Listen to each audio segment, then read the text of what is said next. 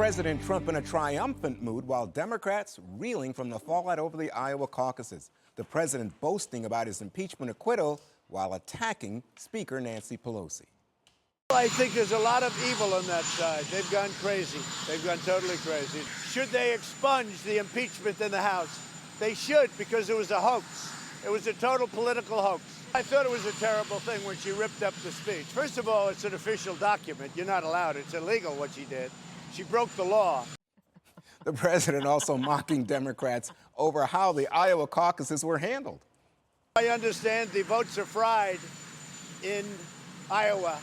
They couldn't even take a simple tabulation, and yet they're telling you how to run the country and how to run health care. They have no idea who won. They have no idea. But I'll tell you who won on the Republican side. They accounted for every single vote, and it was a lot of votes. It was a record-setting number of votes. Trump won. While President Trump tries to capitalize off the Iowa Democrats' chaos, the Democratic Party is headed for a big divide. Election forecaster Nate Silver is giving Bernie Sanders a 50-50 shot at winning the entire game, the party's nomination. Many Democrats, they're not happy about that, including Hillary Clinton. Yes. Vote for the person that you believe can actually win in November, and the person who you think can govern our country. But you've got to be responsible for what you say and what you say you're going to do. We need to rebuild trust in our fellow Americans and in our institutions. And if you promise the moon and you can't deliver the moon, then that's going to be one more indicator of how, we just can't trust each other. I don't know. Word salad. God, honestly, that didn't make any sense. Sorry, it's just Friday. But don't you think it makes sense? She doesn't like Bernie Sanders. No, I get it. I really, I try to be really nice. Okay, so. Don't be nice. Say what you think, Dana. This is the Five. This isn't Fox and Friends. When she was. Hey, don't take a shot at the guest. While she's talking, I'm like, I really don't see her landing any point. It's just the same thing you've been hearing since 2008. Really, when she ran against Barack Obama and lost in that primary. And then with the Bernie Sanders thing, the Democrats have had such a bad week that I read all the coverage this morning. It was like I was really enjoying myself. But David Brooks, for example, in the New York Times writes, are Democrats trying to throw away, or are Democrats going to throw away an election? You have James Carville in Vox.com. Do yourself a favor, go there, read the interview that he does. It is priceless, in which he says, we are in a terrible state.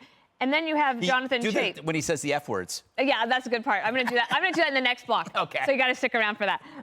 Then Jonathan Chait, who writes at New York Magazine, he's like, we actually are in such bad shape that we might look back at this week and think it was the high point of the election. So it's not just that the Republicans are saying the Democrats are having a bad week. Like Donna Brazile was just on with Bill Hemmer. She says that was embarrassing in Iowa on Tuesday night. It's just bad. I think America needs a weekend. No. Yeah, the Democrats need a weekend. America needs a weekend. I need a weekend. No. Well, I tell you who doesn't seem to be quite as happy as you would think is Donald Trump, Pete. He says he wants Nancy Pelosi in the House to expunge the impeachment. He's still fuming. No, I actually came on the show tonight, Juan, to check on your health. Thank you. You're doing okay after this week. And if you want a week, come join us on Fox and Friends for the weekend. For the weekend? We'll still be talking about the best week ever. Remember that show? That's what I'm doing tomorrow night. All right, VH1, best week ever, absolutely, for the president. He has his own style and way of spiking the football, but when you look at the State of the Union, the acquittal, 49% on Gallup approval rating, up from 39 since this thing started. 94% GOP approval. 90% of people are satisfied with their personal life. Yeah. Maybe President Trump can take credit for that, except for Greg Gutfeld. 225,000 jobs added. Lieutenant Colonel Vindman fired. This is a White House totally undeterred by someone who. Why would you want that guy inside your White House? And then you turn to the Democrats and say, when you've got your former nominee who couldn't win, claiming that they need to nominate someone who can win, and then you've got the new front runner, is the mayor of the fourth largest town in Indiana. This is as bad of a moment as Democrats have had, and we're talking all about Iowa. Look at Milwaukee, where the top aides for the convention have now resigned and said, we can't even handle the convention that's coming in how many months from now? I don't know, 4 or 5. It's a disaster. I So don't know hope that you're they doing were okay, Juan. Democrats, but let me just say this. Do you think that things will change once there's a Democratic nominee? All this vindictive behavior by the president, like, you know, people will say, You just ignored everything he said. 50% chance that they nominate a socialist who's not even a Democrat, and that's from the New York Times, who the last person they want is Bernie Sanders. But wait a second. How does it change? I think Trump would very much like to face Bernie Sanders. I don't know. I agree. You agree? All right. So, you know, one of the things that's been puzzling me is Trump says, you know, Russian interference is a hoax, but isn't anybody concerned that the Russians are still interfering and they might do it again?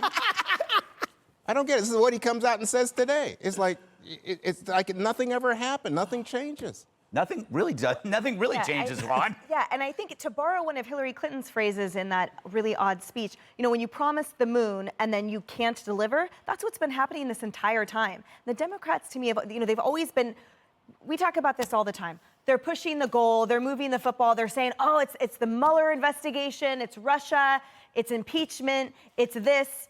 And now they've messed up Iowa, they messed up the State of the Union. This is not an isolated event. Everything that occurs, they make fools of themselves. And to me, they're like zombies running around, eating each other and pointing fingers and then trying to drag us into it. So now, for example, we have the Iowa Congresswoman saying, look, Tom Perez, you should resign. Then we have him blaming the Iowa State Democrats saying this debacle is their fault. At every part of the way, they are pointing fingers at each other or pointing fingers at Trump without offering any type of solutions. We have nothing to show for it as citizens who have benefited not at all from this, and they have nothing to show for it because they are continuing to reveal themselves as inept laughingstocks. Wow. Okay. Greg, you had a strong reaction to Hillary. No, I want to talk about, well, first, I want to talk about Iowa. Oh. Saying it's in disarray is like saying the Grand Canyon is a hole. This is really, really bad. We always talk about this was their first day of school, and they showed up wearing their dad's golf bag with their mom's wedding dress over it. There's something seriously, irrevocably wrong about it. We're talking about Trump's victory lap. We deserve a victory lap because we were put through, 2 months of this crap? 6 months of all of this crap. I yelled at the producers every day about the hearings. Yeah, they deserve an apology. No, they should be apologizing. No, the Democrats should be apologizing to our producers because I kept yelling at the producers not to, because the hearings, it was like watching people with constipation eating bran. It was just a bad scene. So the victory lap should be not just Trump, but it should be everybody who had to be put through this charade. Lastly, the big picture, the contrast, okay? The contrast between the Republican Party, whose numbers in appeal are growing, and the Democratic Party, whose numbers are going down. Right now, you got 3 metrics for the Republican Party. You have jobs, which are soaring. You got satisfaction, which is soaring. You got wages, which are going up. Okay? What are the Democrats' counteroffer? Division, impeachment, race baiting, cancel culture, going after people in their own party for saying the wrong thing. They're pitting identity groups against each other. It's a hateful, hateful place. The Democratic Party was supposed to be about compassion and love, and they're eating themselves alive. You have Liz Warren blaming America for her toxic work culture. I mean, it's a joke. You guys need, what's his face? The Southerner dude you were talking about. Carville is so right. He's so right. He's trying to save his own party. The thing is, there's no mercy rule in politics. So when you ask, are things going to change when there's a nominee? Like, if you're winning, you just want to keep winning.